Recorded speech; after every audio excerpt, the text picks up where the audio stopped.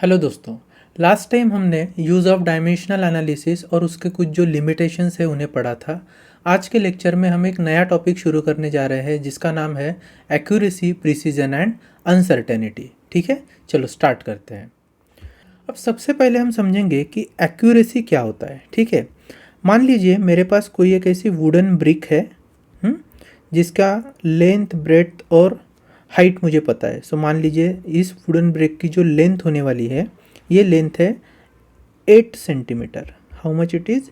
8 centimetre. Okay, तो ideally ये जो पर्टिकुलर लेंथ है वो 8 सेंटीमीटर की होनी चाहिए। तो मैं लिखूँगा my actual value of length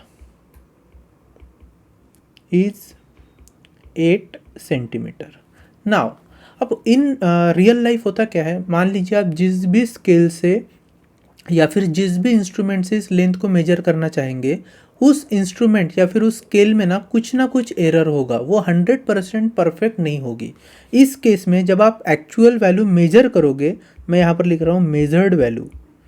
so measured value क्या आती है, वो आपके पास आ सकती है। मान लीजिए पहली बार जब मैंने मेज़र किया तो मुझे मिला है 8.01 सेंटीमीटर। ठीक है, फिर हो सकता है सेकंड टाइम में मेजर करूँ तो मुझे मिल सकता है 8.02 सेंटीमीटर। नेक्स्ट टाइम फिर भी अगर मैं मेजर करता हूँ तो हो सकता है मुझे मिले 7.99 सेंटीमीटर। फिर एक बार मैं मेजर करूँगा तो हो सकता है मुझे मिले 8.01 centimetre. And again next time if I measure I'll be getting 7.98 centimetre. ठीक है, सो इस तरीके से मैंने 5 मेजरमेंट ले लिए और पांचों मेजरमेंट मुझे थोड़े थोड़े अलग मिलेंगे। अब आप बोलोगे सर ये कैसा पॉसिबल है? If the actual value is 8 centimetre तो मेजरमेंट भी कितना मिलना चाहिए? 8 ही सेंटीमीटर मिलना चाहिए। लेकिन as I told you before, in real life कोई भी ऐसा इंस्ट्रूमेंट नहीं बना है जो 100% परफेक्ट हो, जो 100% परफेक्ट आपको मेज़रमेंट दे सकता हो। क्योंकि भैया इंस्ट्रूमेंट बनाता कौन है? मशीन बनाता है, इंसान बनाता है। तो कुछ ना कुछ गलती की गुंजाइश उसमें होती ही है, इसलिए कोई भी इंस्ट्रूमेंट परफेक्ट नहीं हो सकता। यहाँ तक कि अगर आप कोई स्फीयर ले लीजिए, हम क्या मानते हैं स्फीयर कैसा होगा? पूरी के तरीके से गोल होगा।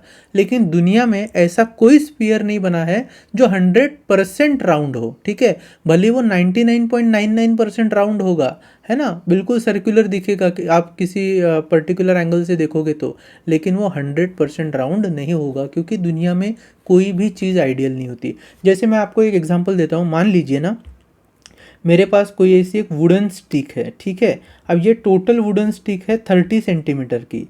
इस 30 सेंटीमीटर वाले वुडन स्टिक को अगर मैं दो पार्ट में डिवाइड करना चाहूँ, काटना चाहूँ, तो आप बोलोगे सर हाँ, इन दोनों इस एक वुडन स्टिक को दोनों पार्ट में काटने पर आपको मिलेगा 15 सेंटीमीटर एंड 15 सेंटीमीटर के दो टुकड़े मिल जाएंगे। ठीक है, आप थोड़ा सा सोचिए, जब मैं इस पर्टिकुलर स्टिक को काट रहा होऊंगा, उस समय जब अगर ये बीट्स से कट रहा है तो कटते समय आरी से या किसी और नाइफ से जब मैं इसको काटूंगा तो कुछ ना कुछ तो पार्टिकल्स उस मटेरियल के जो है वो वेस्ट जाएंगे। अगर कुछ पार्टिकल यहाँ से निकल गए तो ऑब्वियसली ये 15 सेंटीमीटर का तो रहेगा नहीं, 15 से कुछ कमी होगा। हो सकता है ये 14.999 सेंटीमीटर हो जाए, है ना, या फिर 14.8 सेंटीमीटर हो जाए, लेकिन ये 100% 15 नहीं रहेगा। उसी तरीके से कोई भी मेजरमेंट 100% परफेक्ट नहीं होता है, कोई भी मेजरिंग इंस्ट्रूमेंट भी 100% परफेक्ट नहीं होता है, इसीलिए वहाँ पर एरर आते हैं। एरर को हम थोड़ा सा बाद में देखेंगे, फिलहाल तो हम एक्यूरेसी की बात कर रहे हैं। तो जब कोई मेजरमेंट आपको करना है, अगर आपका मेजरमेंट या फिर उनकी जो मेजर्ड वैल्यू है, if they are close, if they are near to your actual value, then the measurement is said to be having accuracy with it। ठीक है, सो एक्यूरेसी की अगर मैं आपको एक छोटी सी डेफिनेशन बना के दूँ तो एक्यूरेसी क्या है? It is the closeness of your measurement towards the actual value, और how close your measurement is, how close your measurement is towards the actual value, towards the actual value।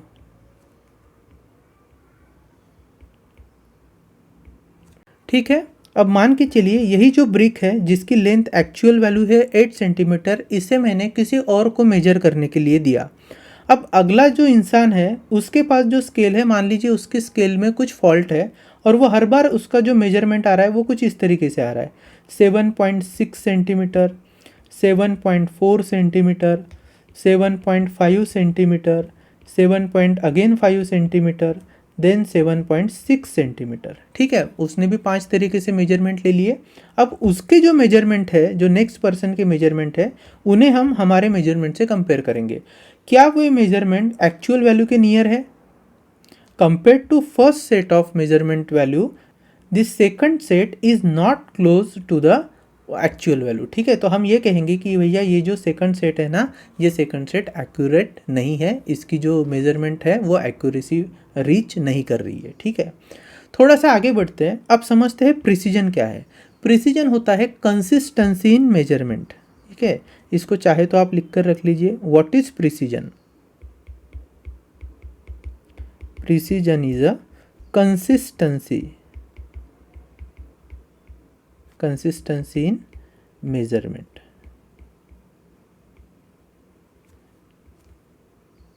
ठीक है, अब क्या होता है ये कंसिस्टेंसी इन मेजरमेंट? मान लीजिए मैंने जब पहली बार इस ब्रिक को मेजर किया था तो मुझे कुछ वैल्यूज़ मिली थी विच आर मोर और less near to the actual value. ठीक है, तो मैंने बोल दिया था भैया कि ये जो मेजरमेंट आया है ना मेरे, ये एक्यूरेट मेजरमेंट है, बिकॉज इनका सभी का अगर मैं वैल्यूज़ देखूँ तो ये एक्चुअल वैल्यू के पास है।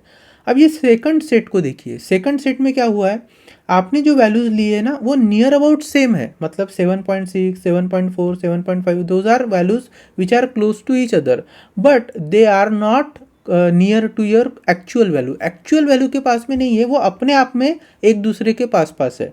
तो जब कोई भी मेजरमेंट कंसिस्टेंटली उतना ही आ रहा हो या आसपास आ रहा है तो हम उसे क्या कहते हैं? प्रिसीजन कहते हैं। सो पहला जो सेट ऑफ मेजरमेंट है this is also precise, and second set of measurement this is also precise, but only thing is first set of measurement their values are near और एक्चुअल वैल्यू के बहुत करीब जा रहे हैं, तो हम कहेंगे those set of measurements have accuracy with them. Second set of measurement, even though they are precise because all the measurements are close to each other, but their value is not very close to your actual value, thus they are not accurate but they are precise। I hope कि आपको precision और accuracy में difference समझ में आ गया होगा। कोई भी मेजरमेंट अगर एक्चुअल वैल्यू के नियर है तो हम उसे कहेंगे कि मेरा मेजरमेंट एक्यूरेट है, और कोई भी मेजरमेंट अगर वो एक्चुअल वैल्यू से दूर है तो हम कहेंगे कि भैया उस मेजरमेंट की एक्यूरेसी नहीं है। फिर भी ऐसा हो सकता है कि कोई मेजरमेंट प्रिसाइज हो लेकिन एक्यूरेट भी हो, और कोई मेजरमेंट प्रिसाइज तो है लेकिन एक्यूरेट नहीं है, जहाँ पर हमने यहाँ देखा है। ठीक है, चलिए अब आगे बढ़ते हैं। अब समझते हैं कि अनसर्टेनिटी क्या होते हैं। देखिए, as I told you before, कोई भी मेजरमेंट परफेक्ट नहीं है। यहाँ पर मैंने लेंथ 8 सेंटीमीटर मेजर करने के लिए अगर कोई स्केल यूज़ की है तो उस स्केल से मुझे 8.01 या 8.02 ऐसे मेजरमेंट मिले हैं। मिलना क्या चाहिए था? 100% 8 सेंटीमीटर। ये क्यों हुआ? क्योंकि हमारा जो इंस्ट्रूमेंट है शायद उसमें कोई खराबी है। हो सकता है जो पर्सन इस लेंथ को मेजर कर रहा है वही ठीक से ना मेजर कर रहा हो, है कि नहीं? सो कई सारे फैक्टर्स हो सकते हैं। तो ये जो अननोन फैक्टर्स है जिनके कारण हमारा मेजरमेंट और एक्चुअल वैल्यू में जो डिफरेंस क्रिएट होता है, इसे ही कहते हैं अनसर्टेनिटी। तो बेसिकली अनसर्टेनिटी को अगर हम डिफाइन करना चाहे तो आप इसको ना एरर बोल दीजिए। ये क्या है? एरर है। एरर होता क्या है? एरर होता है डिफरेंस और discrepancy between the measured value and the actual value. तो अगर एरर की डेफिनेशन अगर हम बनाना चाहे तो एरर क्या है? इट इज़ अ डिफरेंस या और discrepancy occurred between actual value and measured value। ठीक है, measured value। तो यहाँ पर हमने समझा कि एक्यूरेसी क्या है? How close your measurement is to your actual value. Precision क्या होता है? Consistency in measurement. आप जब भी मेजरमेंट ले रहे हो, जितने भी आप मेजरमेंट लो, अगर वो सभी नियर अबाउट सेम है तो हम कहेंगे प्रिसीजन है। यहाँ पर 2 सेट के मैंने मेजरमेंट करके दिखाए थे। पहला सेट जो है वो प्रिसाइज तो है और वो एक्यूरेट भी है, और जो सेकंड सेट ऑफ मेजरमेंट है वो प्रिसाइज तो है लेकिन एक्यूरेट नहीं है। हमेशा याद रखिए फिजिक्स में जब भी आप मेजरमेंट लो तो हमारा एक एम होना चाहिए कि whatever measurements we take it should be accurate as well as precise, precision भी होना चाहिए और एक्यूरेसी भी होना चाहिए। बाद में हम डिस्कस कर रहे थे एरर्स। एरर्स क्या होते हैं? डिफरेंस और discrepancy that occurred between actual value and measure value. यहाँ पर देखिए एक्चुअल वैल्यू कितनी थी 8 सेंटीमीटर और आपको कितनी मिल रही थी 7.6 सेंटीमीटर, तो यहाँ पर जो है वो 0.4 सेंटीमीटर का एरर आ चुका है। वैसे अगर हम पहले सेट वाले भी वैल्यूज़ देखें which are close to actual value, वहाँ पर भी क्या है एक्चुअली कुछ ना कुछ तो डिफरेंस है, दैट इज़ 0.01 सेंटीमीटर का डिफरेंस है। ये 0.01 सेंटीमीटर का डिफरेंस यहाँ 8 और 7.6 में 0.4 से कम है, इसलिए हमने कहा था कि जो मेजर्ड वैल्यू है पहले सेट की वो ज़्यादा एक्यूरेट है। ठीक है, और फिर एरर की अगर हम आगे बात करें तो एरर के कई तरीके के टाइप्स होते हैं, उन्हें एक एक करके समझेंगे। तो अभी हमने समझा था ये जो अनसर्टेनिटी है, अनसर्टेनिटी, यही आगे क्या बन जाता है हमारा एरर बन जाता है ना। इसी के वजह से कोई भी मेजरमेंट में क्या होता है एरर आता है। अब थोड़ा सा आगे जाते हैं और देखते हैं कि अनसर्टेनिटी आने के रीजंस क्या है। What are the reasons for uncertainty? तो पहला तो रीजन जो है वो है quality of instrument. Quality of instrument, अगर आपका इंस्ट्रूमेंट ही खराब है तो ऑब्वियसली आपका मेजरमेंट तो गलत आना ही है। सेकंड है आपका skill of person doing experiment. Skill of person doing experiment, अगर जो इंसान एक्सपेरिमेंट कर रहा है उसके पास स्किल ही नहीं है मेजर करने का तो ऑब्वियसली वो क्या करेगा, मिस्टेक कमिट करेगा। थर्ड अगर मैं रीज़न की बात दूँ तो वो है मेथड यूज्ड फॉर मेजरमेंट।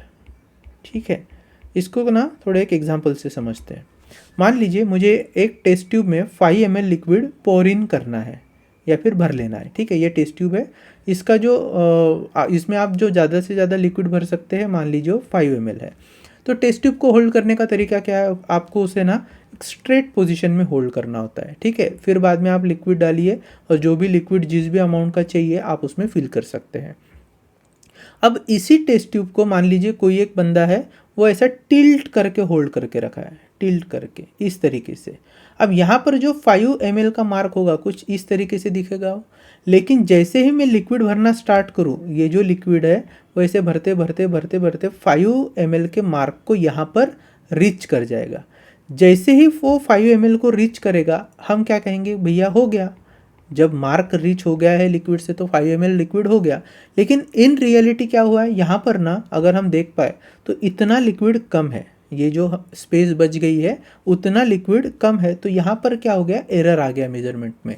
कहा तो था 5 ml भरने के लिए लेकिन आपने 5 ml भरा है क्या, नहीं, वो हो सकता है 4.5 हो 4.9 हो कुछ भी, लेकिन एग्जैक्टली 5 तो नहीं है। तो जो बंदा ये मेजरमेंट ले रहा है जिसे हमने कहा है कि भैया टेस्ट ट्यूब में लिक्विड भरिए, अगर उसके पास स्किल नहीं है तो भी प्रॉब्लम है, और उसका जो मेथड है मेजरमेंट लेने का वो भी अगर गलत है तो भी इशू है। ठीक है, फिर लास्ट एक और एरर है external and internal factors. External and internal factors, ये क्या है चलिए समझते हैं। मान लीजिए मेरे पास कोई ऐसा वुडन प्लेटफॉर्म है या फिर कह दीजिए वुडन ब्लॉक है इस तरीके से कोई। ठीक है, अब इसकी ना सर्टन लेंथ है, मान के चलिए लेंथ है 10 मीटर। कितना है, 10 मीटर का ये स्ट्रिप है, एक वुडन की स्ट्रिप है लंबी। अब इसका मेजरमेंट करने के लिए अगर मैं कोई स्केल लेकर जाऊं या कोई मीटर टेप लेके जाऊं तो ऑब्वियसली 10 मीटर मेजर कर सकते हैं। बट दिक्कत क्या है, मान लीजिए कि समर टाइम है, सो समर के सीजन में मौसम में क्या होता है, ह्यूमिडिटी कम होती है। तो जब आप इसको मेजर करोगे ना तो इसमें थोड़ा सा श्रिंकेज रहेगा, थोड़ा सा वो सिकुड़ा रहेगा, या फिर मान लीजिए सिकुड़ा नहीं भी है तो भी फिलहाल तो इसका मेजरमेंट 10 मीटर ही है। फिर अगर मैं रेनी सीजन की बात करूँ तो रेनी सीजन में क्या होता है, मॉइस्चर बहुत ज़्यादा होता है, रिलेटिव ह्यूमिडिटी बहुत बढ़ जाती है। ऐसे केस में क्या होता है, जो एटमॉस्फेयर का मॉइस्चर है ये वुडन जो प्लेटफॉर्म है वो क्या कर लेगा, एब्जॉर्ब कर लेगा। और आप जानते हैं किसी भी वुड ने अगर मॉइस्चर एब्जॉर्ब कर लिया तो वो फूल जाता है, सोलन स्टेट में आता है। तो क्या हो जाएगा, ये जो पर्टिकुलर ब्लॉक है ये पर्टिकुलर ब्लॉक भी क्या हो जाएगा, थोड़ा सा फूल जाएगा। जब ये थोड़ा सा फूल जाएगा तो इसका जो मेजरमेंट है वो 10 आएगा क्या, नहीं, वो 10 से क्या होगा, थोड़ा सा ज़्यादा आएगा। अब यहाँ पर देखिए जो मेजर करने वाला बंदा है उसने मेथड भी सही लगाई है, उसके पास इंस्ट्रूमेंट भी मान लीजिए सही है, और उसको मेजर करने का स्किल भी है, सब ठीक है। लेकिन जो एटमॉस्फेयर में जो ह्यूमिडिटी है वो तो उसके कंट्रोल में नहीं थी। तो इस तरीके के कुछ फैक्टर्स होते हैं जो हमारे हाथ में नहीं होते, इन्हें कहा जाएगा इंटरनल या एक्सटर्नल फैक्टर। वो अगर फैक्टर एक्टिवेट हो चुके हैं तो आपके मेजरमेंट में कुछ ना कुछ एरर आने की जो संभावना है वो बढ़ जाती है। ठीक है, तो रीजंस फॉर अनसर्टेनिटी समझने के बाद अब हम समझेंगे कि एरर जो है वो एरर के टाइप्स क्या है या फिर उन्हें कैसे क्लासीफाई किया जाता है। ठीक है, चलो देखते हैं। अब हम बात कर रहे हैं एरर के टाइप्स की। एरर टाइप्स, ठीक है, दो तरीके की मेन टाइप्स होते हैं एरर के। सबसे पहला जो टाइप है वो है सिस्टेमिक एरर या सिस्टेमैटिक एरर। सिस्टेमिक एरर या सिस्टेमैटिक एरर। और जो दूसरा टाइप है वो है random errors. This is random error. अब देखिए सिस्टेमैटिक एरर है ना, वो भी तीन टाइप के होते हैं। पहला जो होता है वो है इंस्ट्रूमेंटल एरर, जो किससे डेवलप हो रहा है, इंस्ट्रूमेंट की वजह से डेवलप हो रहा है। दूसरा एरर है error due to imperfection in measurement technique या फिर experiment technique. Imperfection in experimental technique. ठीक है, जैसे थोड़ी देर पहले मैंने आपको वो टेस्ट ट्यूब होल्डिंग वाला एग्जांपल बताया था ना, उस तरीके का। और थर्ड आता है पर्सनल एरर। पर्सनल एरर, ठीक है, मान लीजिए आपको कोई मेजरमेंट लेना है और जो बंदा मेजरमेंट ले रहा है वो कलर ब्लाइंड है। तो जिस चीज़ का मेजरमेंट लेना है अगर वो चीज़ें कलर से इन्फ्लुएंस्ड है तो कलर ब्लाइंड पर्सन निश्चित तौर पर मेजरमेंट लेने में गलती करेगा। किसी इंसान की हाइट छोटी है और उसे कोई मतलब हाइटेड चीज़ का मेजरमेंट लेना है तो उस केस में भी चांसेस है कि मेजरमेंट लेते समय उसके हाथ से कुछ ना कुछ गलती हो जाए। तो ये पर्सनल एरर क्या होता है, वो व्यक्ति व्यक्ति पर डिपेंडेंट होता है। ठीक है, बात करें इंस्ट्रूमेंटल एरर की तो ये स्ट्रिक्टली क्वालिटी ऑफ इंस्ट्रूमेंट और इंस्ट्रूमेंट कैलिब्रेशन पे डिपेंड करता है। आपने कोई एक इंस्ट्रूमेंट लिया जिससे आप मेजरमेंट ले रहे हो, कई साल से वही इंस्ट्रूमेंट यूज़ किए जा रहे हो, तो समय के साथ क्या होता है वो पर्टिकुलर इंस्ट्रूमेंट जो है ना वो वियर आउट होना स्टार्ट होता है। तो उसके बाद में कुछ सालों के बाद जब आप मेजरमेंट लेते हो उसी पर्टिकुलर इंस्ट्रूमेंट से तो वो गलत आने लगते हैं। तो आप क्वालिटी ऑफ इंस्ट्रूमेंट या इंस्ट्रूमेंट की ही गलती से जो एरर आते हैं उसे कहा जाएगा इंस्ट्रूमेंटल एरर। फिर errors due to imperfection in experiment technique, as I told you, जैसे फॉर एग्जाम्पल टेस्ट ट्यूब का पकड़ना है, उसे आप सीधा पकड़ोगे तो एरर कम आएगा, उसे आप टिल्ट करके पकड़ोगे तो एरर ज़्यादा आएगा, है ना। थर्ड मैंने बताया है पर्सनल एरर। अब याद रखिए ये जो तीनों एरर है which is a part of systematic error, they can be minimize to a certain extent और I can say a lot of extent. आप इन्हें बहुत हद तक कम कर सकते हो, या फिर कोई कोई तो ऐसे होते हैं एरर्स जिसे आप कंप्लीटली एलिमिनेट भी कर सकते हो अगर वो सिस्टमेटिक एरर का पार्ट है तो। लेकिन अगर बात करें रैंडम एरर की तो for example temperature control, humidity control, है ना, ये सब चीज़ें हमारे बस में पूरी 100% नहीं होती है। तो इनके वजह से जो एक्सटर्नल इंटरनल फैक्टर है which are out of our control, those factors causes random error and believe me random error can be minimized but they cannot be eliminated. So random error can be minimized but cannot be completely eliminated. ठीक है। सो आप मान लीजिए आपके particular जहाँ पर आप measurement कर रहे हैं वहाँ पे ह्यूमिडिटी बहुत है, तो आप डीह्यूमिडिफायर लगा सकते हैं। वहाँ पे टेम्परेचर बहुत ज़्यादा बढ़ रहा है तो आप एसी वगैरह लगाकर टेम्परेचर को कंट्रोल कर सकते हैं। लेकिन एक हद तक ही ये सब होता है, उसके बाद में चीज़ें आपके हाथ में नहीं है, तो आप उसे एक लेवल तक मिनिमाइज़ कर सकते हैं। किसे? एरर्स को, जो किसके कारण आ रहा है? रैंडम, मतलब इंटरनल और एक्सटर्नल फैक्टर के कारण आ रहे हैं, but they can not be eliminated as I told you before. ठीक है।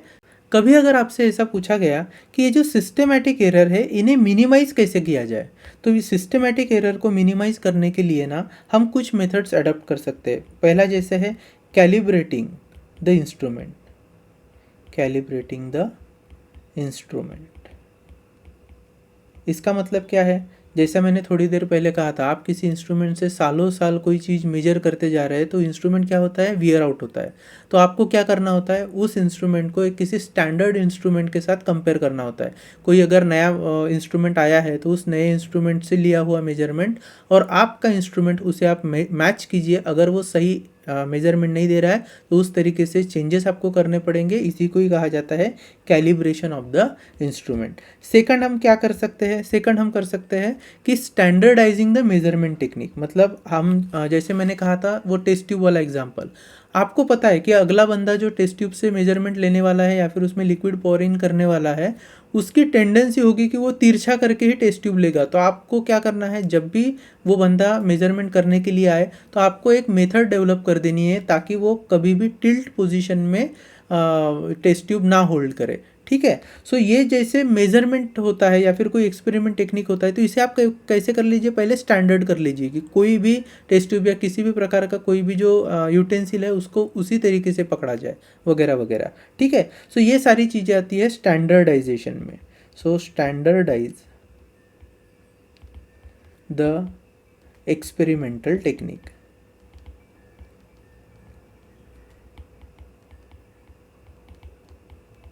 और थर्ड क्या है? थर्ड क्या कर सकते हैं आप? जो भी बंदा मेजरमेंट लेने वाला है आप उसे ट्रेनिंग प्रोवाइड कर सकते हैं। ठीक है। So skill and training for measurement. इससे क्या होगा ना, काफ़ी हद तक आपके जो पर्सनल एरर है वो कम हो जाएंगे। एक्सपेरिमेंटल टेक्निक को स्टैंडर्डाइज करोगे तो एरर ड्यू टू इम्परफेक्शन जो आते हैं एक्सपेरिमेंटल टेक्निक में वो एलिमिनेट हो जाएंगे। और इंस्ट्रूमेंटल एरर को एलिमिनेट करने के लिए आपने क्या करना है? इंस्ट्रूमेंट को कैलिब्रेट कर लेना है। ठीक है। चलो अब थोड़ा सा डिटेल में समझते हैं कि actually in real life error कैसे कैलकुलेट करते हैं। अभी हम देख रहे हैं एरर एस्टिमेशन। ठीक है, एरर एस्टिमेशन। देखिए एरर एस्टिमेशन क्या होता है? जब भी हम कोई मेजरमेंट्स लेंगे तो हमें पता है वो मेजरमेंट 100% परफेक्ट तो है नहीं, उसमें कुछ ना कुछ तो एरर आने वाला है। अब वो एरर कितना आ रहा है ना, किस टर्म में हम उस एरर को मेजर करेंगे, यही होता है एरर एस्टिमेशन। पहले हम एक एग्जांपल लेते हैं और धीरे धीरे एरर एस्टिमेशन के स्टेप्स को भी समझ लेते हैं। मान लीजिए मेरे पास यही अपना जो पुराना एग्जांपल में लिया था वैसे एक वुडन बॉक्स है जिसकी जो एक्चुअल लेंथ है वो है 8 सेंटीमीटर एक्चुअल है।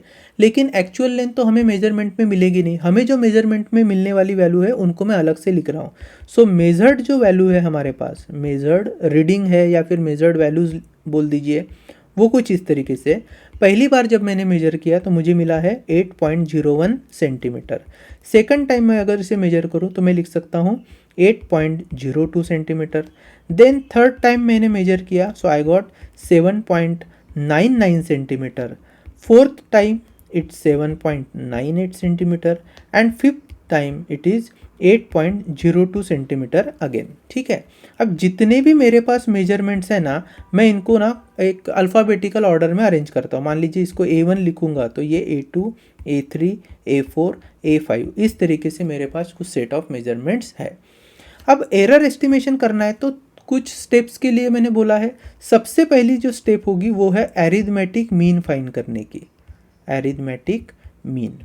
अच्छा, एक सवाल आपके दिमाग में ये आ सकता है कि सर 8 सेंटीमीटर ही तो लेंथ थी, अगर 8 सेंटीमीटर नहीं है, मान लीजिए मुझे पता भी नहीं है, तो भी मैं एक ही बार तो मेजर करूँगा ना, इतने बार क्यों मेजर करूँ? उसका रीज़न होता है जब भी हम कोई मेजरमेंट ले रहे हैं और हमें पता है कि उसमें कुछ ना कुछ तो एरर है, तो इस एरर को मिनिमाइज़ करने के लिए या फिर आप बोल दीजिए कि एरर के बारे में हमें श्योर होना है, तो उसके लिए हम मल्टीपल मेजरमेंट्स ले सकते हैं ताकि एक्चुअल एरर अच्छे से फाइंड हो जाए। ठीक है, पूरी जब हम प्रोसीजर सीख लेंगे तो ये बात भी आपको अच्छे से क्लियर हो जाएगी। फिलहाल हम देख रहे थे कि एरर एस्टिमेशन में सबसे पहली स्टेप होती है वो क्या होती है, अरिथमेटिक मीन फाइंड करने की। दूसरी जो इंपॉर्टेंट स्टेप है वो है एब्सोल्यूट एरर फाइंड करने की। एब्सोल्यूट एरर, ठीक है, अरिथमेटिक मीन एवरेज की तरह निकलता है, वो देखेंगे। एब्सोल्यूट एरर के बाद हम यहीं पे निकालेंगे mean absolute error, mean absolute error. ठीक है, मीन एब्सोल्यूट एरर निकालने के बाद हम पढ़ेंगे रिलेटिव एरर के बारे में, रिलेटिव एरर। और रिलेटिव एरर को पढ़कर हम पढ़ेंगे परसेंटेज एरर के बारे में, परसेंटेज एरर। ठीक है, एक एक करके समझते हैं। सबसे पहले एरर एस्टिमेशन में हमें ज़रूरत पड़ने वाली है अरिथमेटिक मीन कैलकुलेट करने की।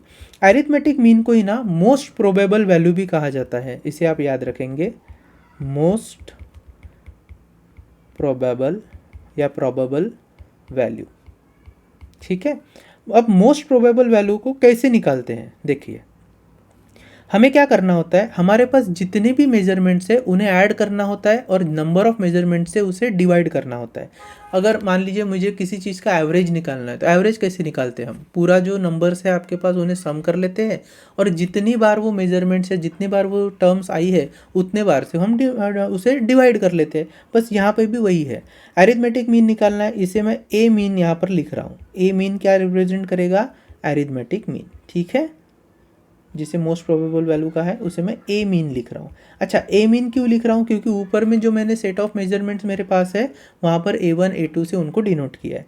सो देखिए ए मीन या फिर अरिथमेटिक मीन कैसे निकलता है, आपको सारे मेजरमेंट का सम कर लेना है, A1 + A2 + A3। ये कहाँ तक चलेगा, अप टू n टर्म्स तक चलेगा। सो जितने टर्म्स है वहाँ तक उसको ऐड कर लीजिए और बाद में जितने टर्म है उसी से डिवाइड कर लीजिए। यहाँ पर अगर फिलहाल मेरे पास n नंबर ऑफ टर्म्स होते तो इसका एक शॉर्ट फॉर्म बन जाता, क्या बन जाता वो, 1/n into summation of i = 1 to n। मतलब ए आई में i की वैल्यू एक बार 1 रखिए, फिर 2 रखिए, फिर 3 रखिए, इस तरीके से जितने भी सेट है वहाँ पर उसको ऐड कर लीजिए और 1/n से मल्टीप्लाई, मतलब n से क्या करना है, फाइनली आपको उसको डिवाइड कर देना है। ठीक है, अपने एग्जाम्पल में हमने जो वैल्यू ली थी उनको सॉल्व करते हैं। तो अरिथमेटिक मीन फाइंड करने के लिए, ए मीन फाइंड करने के लिए हम सबसे पहले क्या करेंगे, हमारे पास जो वैल्यूज अवेलेबल है उन्हें ऐड कर लेते हैं। तो क्या है, A1 + A2 + A3 + A4 + A5 divided by 5। ठीक है, ऐसा कर लेंगे। तो चलिए बताइए क्या है हमारे पास वैल्यू। पहली जो है A1 it is 8.01, A2 is 8.02। चलिए एक एक करके ऐड कर लेते हैं। सो 8.01 + 8.02 + 7.99 + 7.98 + 8.02, इसको हम डिवाइड कर लेंगे किससे, 5 से। और अभी आप यहाँ अपने एंड पर इसे मैन्युअली कैलकुलेट कर लीजिए, मैं आपको यहाँ पर डायरेक्टली वो लिख कर दिखाता हूँ। तो इसका अगर मैं मीन फाइंड करूँ तो ये आता है 8.004 सेंटीमीटर। ठीक है, सो अरिथमेटिक मीन हमने कितना फाइंड कर लिया है, 8.004 सेंटीमीटर। अब नेक्स्ट स्टेप क्या है, नेक्स्ट हमें एब्सोल्यूट एरर फाइंड करना है। चलिए करते हैं। So second I am finding absolute error. Absolute error, absolute error को हम लिखेंगे डेल्टा ए के नाम से। ठीक है, देख लेते हैं एब्सोल्यूट एरर कैसे निकलता है। आपके पास जो भी मेजर्ड वैल्यू है उन मेजर्ड वैल्यूज में से आपके पास जो अरिथमेटिक मीन है, अरिथमेटिक मीन, उसको सब्सट्रैक्ट कर लेना है। ठीक है, चलिए करते हैं। सो सबसे पहले मैं absolute error for first measurement निकालूंगा। फर्स्ट मेजरमेंट का एब्सोल्यूट एरर निकालने के लिए मेजर्ड वैल्यू क्या है, फर्स्ट मेजर्ड वैल्यू इज 8.01 है ना। सो लिख लेते हैं यहाँ पर 8.01 माइनस एरिथमेटिक मीन कितना है बेटा, देखो एरिथमेटिक मीन हमने थोड़ी देर पहले निकाला था यहाँ पे 8.004, तो यहाँ से 8.004 को माइनस कर लेते हैं 8.004। अब देखिए ये जो वैल्यूज़ है ना मैं मॉड में लिख रहा हूँ, आप देख पा रहे हैं ना, ये भी मॉड है, मॉड है। मॉड में क्यों लिखते हैं, ये इसलिए ताकि हमारे पास जो फाइनल मेजरमेंट लिख कर आए ना वो हमेशा प्लस में ही हो। फॉर एग्जांपल अगर मैं कहूँ 5 - 3 कितना होता है, तो आप बोलोगे सर ये +2 है, और मैं आपको पूछूँ 3 - 5 कितना होता है, तो आप बोलेंगे -2, लेकिन मुझे माइनस में आंसर नहीं चाहिए, तब मैं क्या करूँगा, इसे रखूँगा मॉड में। मॉड में रखने के बाद वैल्यूज़ प्लस हो जाती है, ठीक है। सो इस तरीके से हम मॉड का यूज़ करने वाले हैं। चलिए फिर से लौटते हैं। सो 8.01 - 8.004 इसकी जो फाइनल काउंट है वो आता है 0.006 सेंटीमीटर, ठीक है। उसी तरीके से मैं डेल्टा A2 कैलकुलेट कर रहा हूँ, वो कितना था 8.02 माइनस एरिथमेटिक मीन कितना है 8.004, तो इसकी जो वैल्यू निकल के आती है वो आती है 0.016 सेंटीमीटर। आप अपने एंड पर कैलकुलेट कर लीजिए, वीडियो लंबा ना हो इसलिए मैं इसको डायरेक्टली लिख रहा हूँ। देन डेल्टा A3 ये कितना आ जाएगा, अभी हमारे पास मेजरमेंट है 7.99 माइनस 8.004, तो ये हो जाएगा 0.014 सेंटीमीटर। फिर हमारे पास है delta A4 which is 7.98 minus 8.004 and this comes out to be 0.024 centimetre. And last में हमारे पास बचता है delta A5 which is equal to 8.02 minus 8.004 जो कितना आता था 0.016 सेंटीमीटर, ठीक है। यहाँ तक हमने क्या कर लिया है, individual value of absolute error find कर लिए।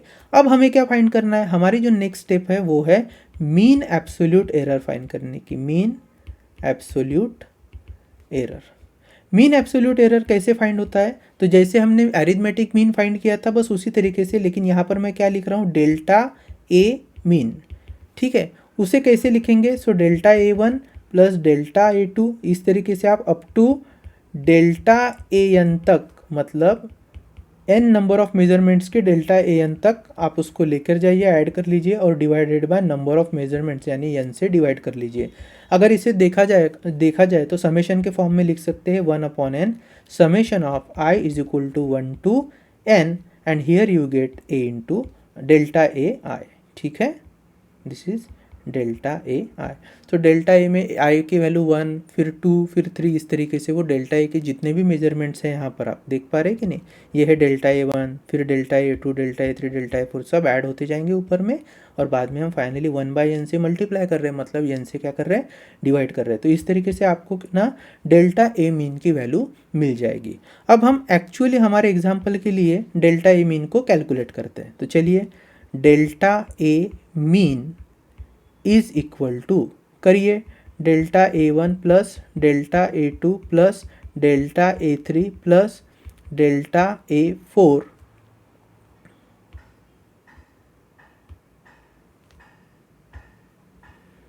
Plus delta A5 divided by 5 कर लीजिए, तो क्या हो जाएगा 0.006 plus 0.016 plus 0.014 plus 0.024 plus 0.016 divided by 5 है ना। 5 सेट ऑफ मेजरमेंट के लिए हमने निकाला था, तो आप इसको इंडिविजुअली सॉल्व कीजिए, मैं आपको डायरेक्टली लिख कर दिखाता हूँ। यहाँ पर इसकी वैल्यू आएगी 0.0148 सेंटीमीटर, बाद में आप इसको टैली करके देखिए।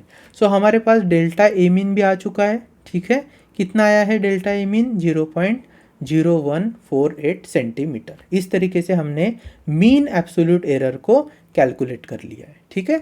चलिए अब आगे बढ़ते हैं, हमें निकालना है third part that is relative error. So third thing to calculate is relative error. देखिए रिलेटिव एरर फाइंड करना बहुत ईजी है। अगर मैं रिलेटिव एरर को RE से बोलूँ तो RE ही होता है delta A mean that is mean absolute error upon arithmetic mean. यहाँ पर ना बच्चे गलती कर जाते हैं, कई बार मैंने देखा है कि एरिथमेटिक मीन को डेल्टा A मीन से डिवाइड करते हैं। नहीं, आपको हमेशा याद रखना है छोटी वैल्यू जो डेल्टा A मीन की वैल्यू है वो ऊपर रहेगी, और जो बड़ी वैल्यू है एरिथमेटिक मीन की वो नीचे रहेगी। अगर आपने इसको कर लिया तो आपको रिलेटिव एरर मिल जाएगा। चलिए हम हमारे जो एग्जाम्पल है उसको सॉल्व करते हैं। So relative error in our given example is equal to delta A mean की क्या वैल्यू निकल के आई है 0.0148। So 0.0148 divided by arithmetic mean कितना था 8.004। इसको अगर आपको सॉल्व करना है तो एक इजी वे भी है। इसको हम कैसे करेंगे, ऊपर मैं लिख रहा हूँ 14800 इंटू 10⁻⁻6। क्या हुआ, यहाँ पर जो डेसिमल पॉइंट है, डेसिमल पॉइंट को मैं 6 डिजिट आगे लेकर शिफ्ट करते गया। ठीक है, तो ये हो गया 14800। अब डिवाइड कर लेना है, मेरे पास क्या वैल्यू है 8.004, इसको लिख रहा हूँ मैं 8004 इंटू 10⁻⁻3, क्योंकि यहाँ पर डेसिमल पॉइंट क्या हुआ है, डेसिमल पॉइंट मैंने राइट में शिफ्ट किया है तीन प्लेस से, तो इसका डेसिमल जो है 10⁻⁻3 के फॉर्म में शिफ्टिंग के अकॉर्डिंगली लिख लिया है। अब क्या करेंगे, ये 10⁻³ है, ऊपर जाएगा तो +3 होगा, एंड 10⁻⁻6 + 3 इज 10⁻3। सो यहाँ पर देखिए मैं लिख रहा हूँ 14800 इंटू 10⁻³ डिवाइडेड बाय 8004।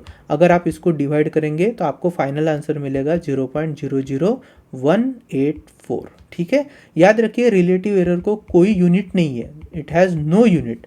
हालांकि जो आपका अरिथमेटिक मीन है, मीन एब्सोल्यूट एरर या फिर अरिथमेटिक इन मीन, देखिए यहाँ पर अरिथमेटिक मीन इसको भी यूनिट है, सेंटीमीटर मैंने लिखा है क्योंकि हमारे मेजरमेंट सेंटीमीटर में थे, और यहाँ पर किसी तरीके का रिलेटिव एरर को यूनिट नहीं रहेगा।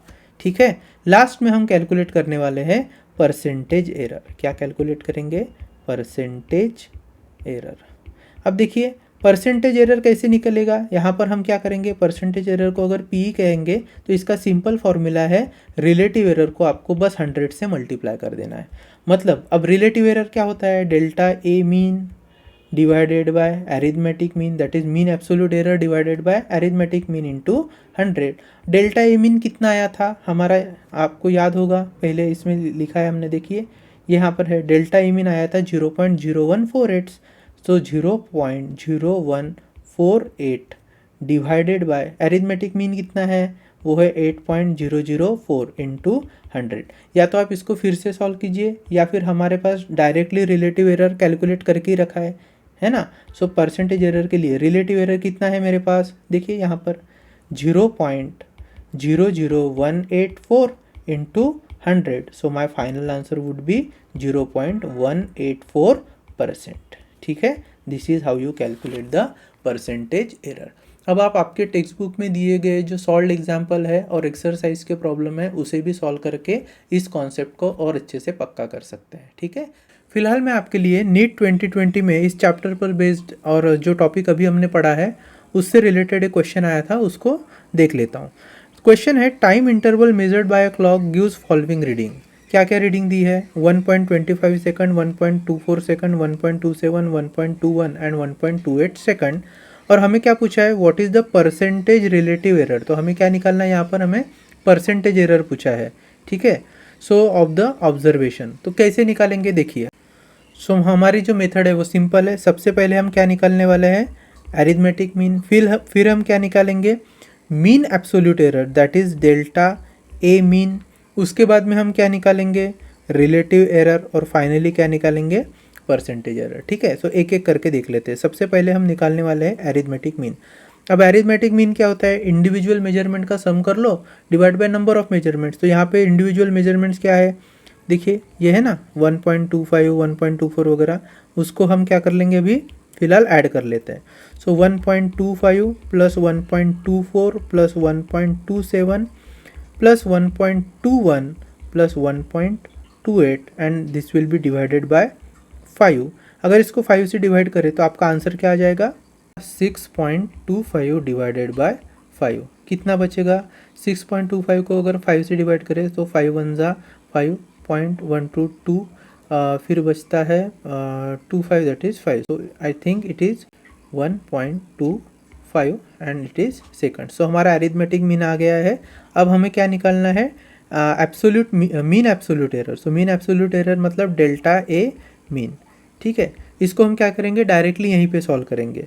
Delta A1 plus delta A2 ऐसे आपको डेल्टा A5 तक लेके जाना है और फिर 5 से डिवाइड करना है। तो मैं क्या करता हूँ, यहाँ पर डायरेक्टली कर लेता हूँ।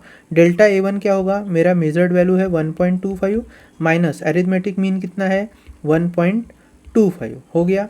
प्लस फिर सेकंड वैल्यू है 1.24 माइनस अरिथमेटिक मीन है 1.25, ये सभी वैल्यू हमें मॉड में लिखनी होती है। Third is 1.27 minus 1.25, fourth is 1.21 minus 1.25 plus last value क्या है हमारे पास 1.28 माइनस 1.25 एंड डिवाइडेड बाय 5।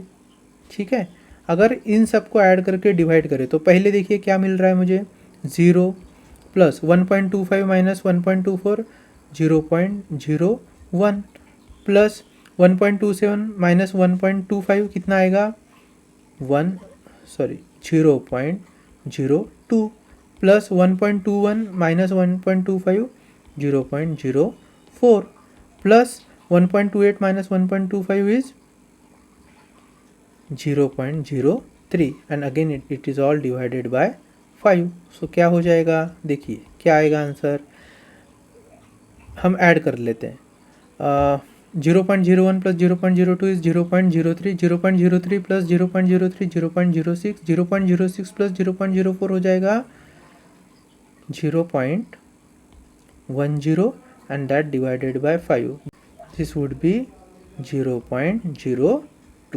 ठीक है, चलिए आगे बढ़ते हैं। तो हमारे पास delta A mean that is mean absolute error की वैल्यू है, वो कितनी आई है 0.02 सेंटीमीटर। ठीक है, 0.02 सेंटीमीटर। अब हम आगे बढ़ते हैं। तो हमने ए मीन और डेल्टा ए मीन को यहाँ पर लिख लिया है। अब हमें क्या करना है, relative error. So relative error क्या होता है, delta A mean that is mean absolute error upon arithmetic mean A mean.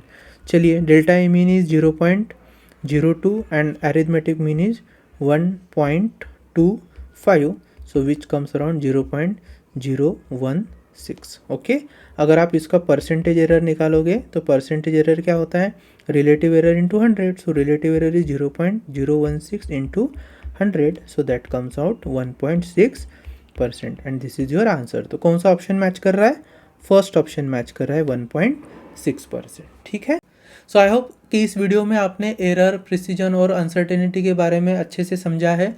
उसके बाद में हमने एक्चुअल एरर एस्टिमेशन कैसे करते हैं इसके लिए कुछ फॉर्मूले देखे हैं और एक एक्चुअल एग्जांपल से उन सभी फॉर्मूले को यूज़ करके हमने आंसर फाइंड किया है। ठीक है, आप अपने एक्सरसाइज जो आपके टेक्स्ट बुक में दिया है उस एक्सरसाइज में और फिर कुछ सॉल्व्ड एग्जाम्पल है उनकी सहायता से भी इस जो पूरे टॉपिक है इसको अच्छे से प्रिपेयर कर सकते हैं। ठीक है, मिलते हैं नेक्स्ट वीडियो में।